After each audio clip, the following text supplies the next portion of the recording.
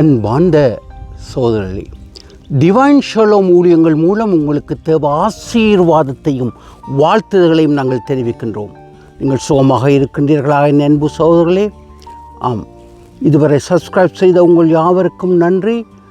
ஒரு தடவை சப்ஸ்கிரைப் செய்யாவிட்டால் செய்யுங்கள். உங்கள் ஜெபத் தேவைகள் எங்களுடன் தொடர்பு கொள்ளுங்கள். உங்களுக்காக ஆசீர்வாதமாக நாங்கள் ஜெபிக்க ஊழியம் செய்ய காத்திருக்கின்றோம். இன்றைய நாளில் நான் இந்தியாவில் அன்பு சகோதரன் ஓன்சி லாசரஸுடைய ஜெபமலையில் இந்தியாவில் நான் இருக்கின்றேன். அங்கு இருக்கும் பொழுது எனக்கு சங்கீதம் 125 ஞாபகம் வருகின்றது. ஆம், இங்கு அழகாக கூறப்படுகின்றது, கர்த்தரை நம்புகின்றவர்கள் என்றென்றைக்கும் அசையாமல் நிலைத்திருக்கும் சீயோன் பர்வதத்தைப் போல் இருப்பார்கள். பர்வதங்கள் எருசலேமை சுற்றிலும் இருக்குமா போல் கர்த்தர் இது முதல் தன்னுடைய ஜனங்களை சுற்றிலும் இருக்கின்றார். கர்த்தருடைய ஜனங்கள் நீங்களும் நானும், இஸ்ரவேல் மக்கள் உட்பட அன்பானவர்களே, இன்று இஸ்ரவேல் தேசம் புவியியல் ரீதியாக காப்பாற்றப்படுகின்றது, யுத்த கொடுமுனையில் காப்பாற்றப்படுகின்றது என்றால் அதன் ரகசியம் அங்கு மலைகள் இருக்கின்றன. எதிரிகளுடைய அம்புகள் ஏவுகணைகள் தாக்க முடியாதபடிக்கு மலைகள் தடுக்கின்றன. அந்த மலைகள் தேவனால் உருவாக்கப்படுகின்றன.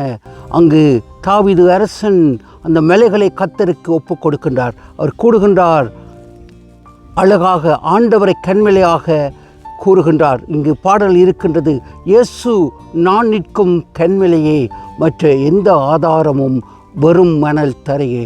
இங்கு முதலாம் உலக யுத்தத்தில் இஸ்ரவேலுக்கு எதிராக அத்தனை நாடுகள் வந்தன. இஸ்ரவேல் தேசம் 1947 ஆண்டு சுதந்திரம் பெற்று வந்த பொழுது இஸ்ரவேலுக்கு எதிராக 7 நாடுகள் வருகின்றன. அன்பானவர்களே, குழந்தை சுதந்திரம் கிடைத்து ஒரு நாள் குழந்தையாக இருந்த பொழுது 7 நாடுகள் யுத்தத்துக்கு எதிராக வந்த பொழுது இஸ்ரவேல் யுத்தம் செய்தது, வெற்றி பெற்றது. அதில் எகிப்தை சேர்ந்த ஒரு இராணுவ வீரர் கூறுகின்றார், நான் இஸ்ரவேல் தேசத்தின் எல்லைக்குள் வந்த பொழுது வண்டு ஜாதிகள் தேனீக்கள் எங்களை துரத்தின, எங்களால் இஸ்ரவேல் தேசத்தின் உள் செல்ல முடியவில்லை, எம்மை துரத்தி நாங்கள் இஸ்ரவேலின் எல்லையை கடந்து எம் எல்லைக்கு வரும் வரையும் துரத்தின. ஆம், இஸ்ரவேல் மக்களுக்காக யுத்தம் செய்தவர் ஆண்டவர். அதே வண்ணம் இன்று உங்களுடைய யுத்தத்துக்காக, பிரச்சனைக்காக ஆண்டவர் யுத்தம் செய்கின்றார். சிந்திப்போம்.